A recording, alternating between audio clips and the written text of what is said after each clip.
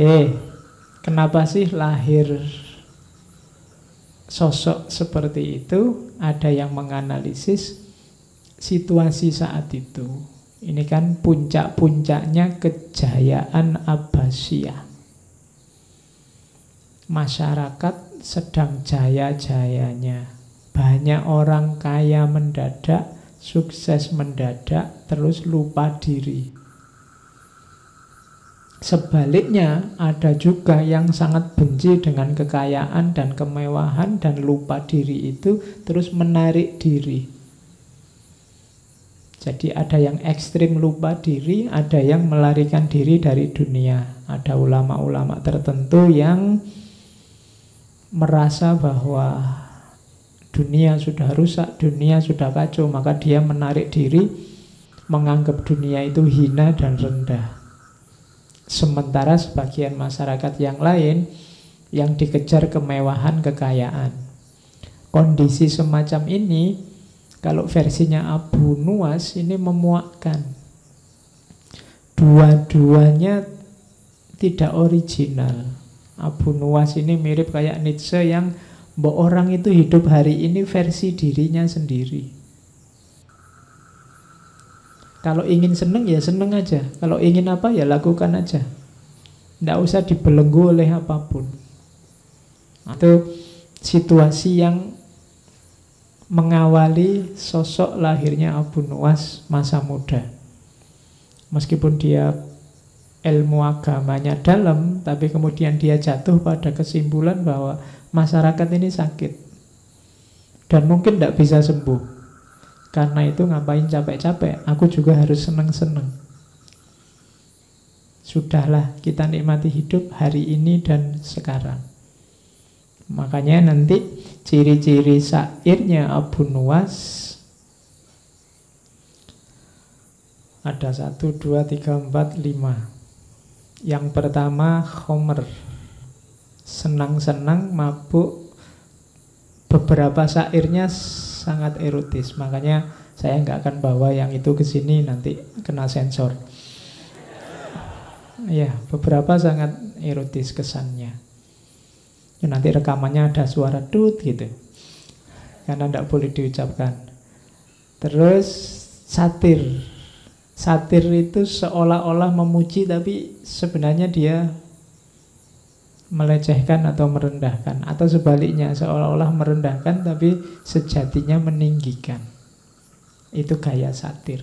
Seolah-olah dia memuji-muji, mabuk, tapi sebenarnya pujian ini untuk nyindir masyarakat yang tidak mabuk. Karena biasanya masyarakat itu kan cenderung mencaci maki orang mabuk. Nah, terus dia malah muji orang mabuk. Itu semacam satir, nyindir masyarakat. Masyarakat yang hipokrit. Kemudian satir dan sindiran pada kesalehan formal. Jadi ini juga bagi Abu Nuwas tidak original, tidak otentik. Orang beragama hanya mengambil formalitasnya. Jangan-jangan hanya casingnya, isinya sama saja antara yang mabuk dan yang tidak mabuk. Nah, itu sindiran dari Abu Nuwas. Kemudian yang keempat, pentingnya menikmati hidup. Hidup sekali mbok ya yang seneng. Hidup sekali kok isinya marah-marah, tawuran, gegeran, saling caci maki, saling berapa sih panjangnya hidup kita? Nah, itu banyak puisi-puisinya Abu Nuwas yang konotasinya ke sana. Mbok yo ndak usah sumpek-sumpek. Wong hidup kita ini tidak terlalu panjang, kita nikmati saja hari ini. Tidak harus khawatir tentang masa depan atau menyesal tentang masa lalu. Hidup kita hari ini. Nah, itu pentingnya menikmati hidup. Dan yang terakhir, ini yang banyak dikutip adalah kesadarannya di babak terakhir kehidupannya tentang pertobatan, kesedihan, penyesalan terhadap yang dia lakukan di awal. Cuma ya kita tidak akan langsung jujuk tobatnya. Kita selusuri pelan-pelan dari mulai mabuknya. Seperti apa sih kondisi dia waktu mabuk. Oke.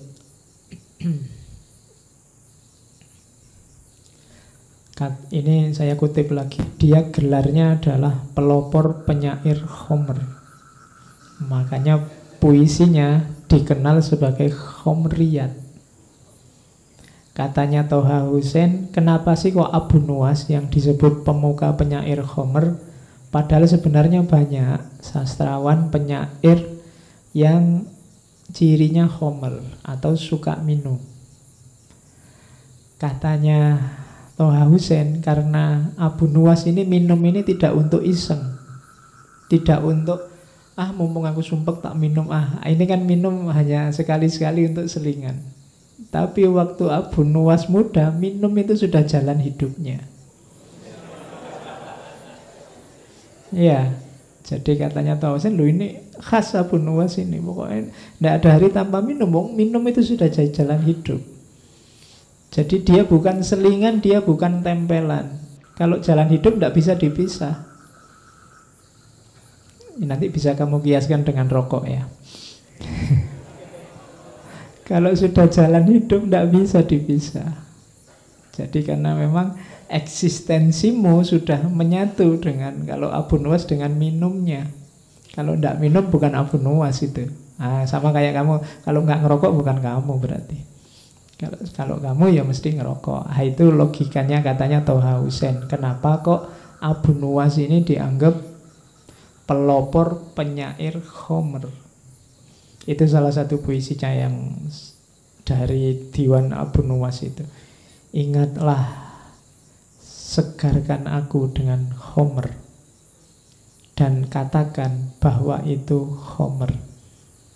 Ini kan terang-terangan, tidak sembunyi-sembunyi. Kita kadang-kadang kalau melakukan yang tidak cocok atau tidak enak, kadang-kadang kan sembunyi-sembunyi. Padahal ya kita nikmati, tapi kita tidak mau menampilkan. Tapi Abu Nuwas menyindir orang yang menikmati tapi sembunyi-sembunyi. Analoginya dengan Homer.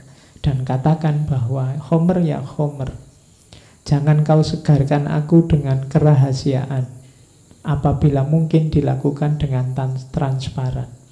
Katanya Abu Nuwas, tak ada baiknya menutup-nutupi kelezatan dalam Homer.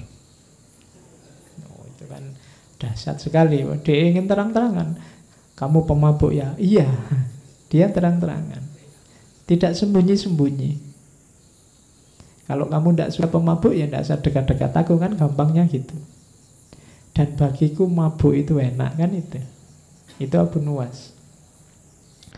Arak adalah kenikmatan, kesempurnaan. Dan dia nikmat bahkan saat hanya duduk bersama orang-orang yang duduk meminumnya. Jadi nongkrong aja bareng sesama peminum itu sudah nikmat. Itu Abu Nuwas.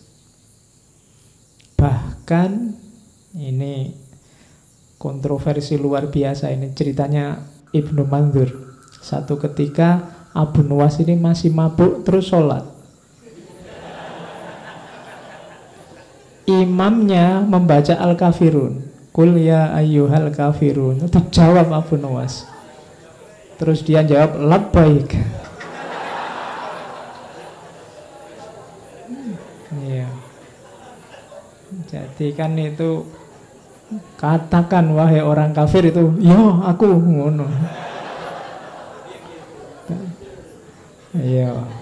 Itu nyindir kita luar biasa. Kita sekarang takut disebut kafir, takut. Abu Nuwas malah, yo aku kafir ngono. Jadi katakan wahai kuliah ayyuhal kafirun, dia malah jawab. Ya. Nah, itu ya memang sedang mabuk, tapi sebenarnya cerita ini sindiran.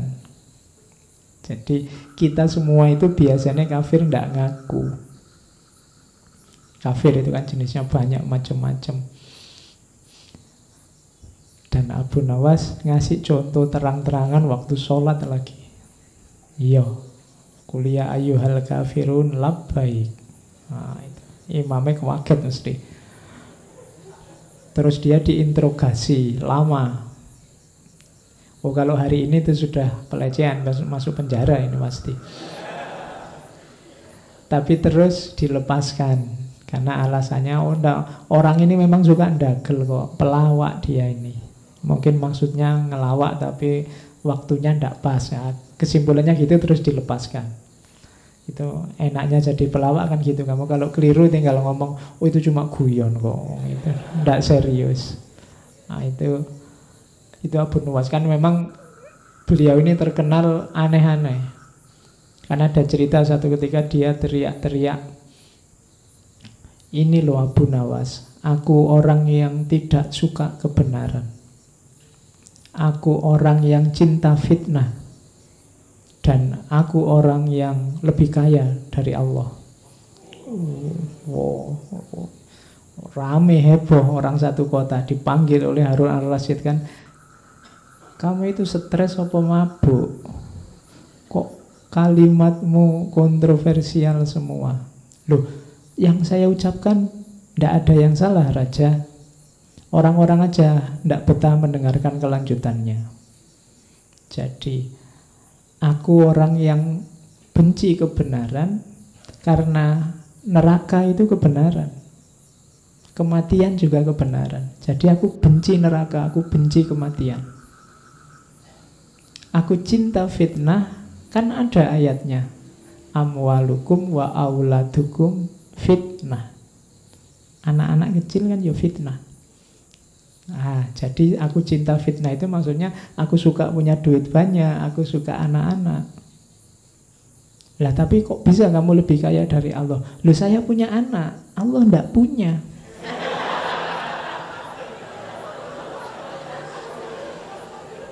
Ya. Oke. Ya kan Allah kan lam yalid wa lam yulad. Iya. Jadi itu pinternya Abu Nawas kalau ngomong. Karena ada cerita juga dia suatu ketika bikin fatwa, barang siapa sholat dilarang rukuk dan sujud. Oh itu heboh lagi waktu dipanggil oleh Harun al-Rasyid, kok ada kamu fatwa nyeleneh gitu, sholat kok dilarang rukuk dan sujud. Loh orang-orang kok enggak tanya sholat apa dulu.